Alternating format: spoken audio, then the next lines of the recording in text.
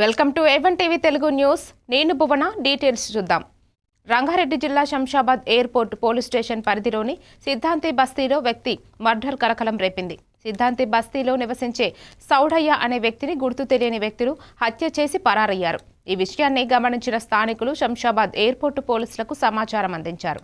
సంఘటనా స్థలానికి చేరుకున్న పోలీసులు కేసు నమోదు చేసుకుని దర్యాప్తు ప్రారంభించారు.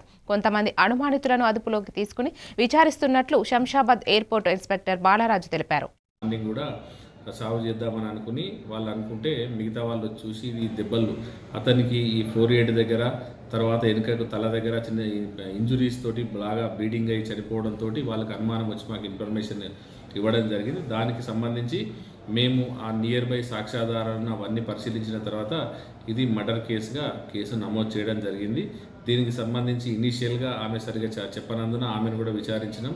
నియర్ బై వాళ్ళందరినీ కూడా విచారిస్తున్నాము. దీనికి సంబంధించిన అనుమానితులను కూడా మేము వెరిఫై చేస్తున్నాం.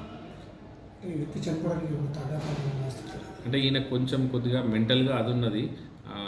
ఆయనకు ఎవరు పిల్లలు లేరు కాబట్టి వాళ్ళు ఇద్దరే ఉంటారు. వాళ్ళు అప్పుడప్పుడు వచ్చిపోయే వాళ్ళని తిట్టడము లేకపోతే అందరితో గొడవ పడడం చేసేదని చెప్తున్నారు.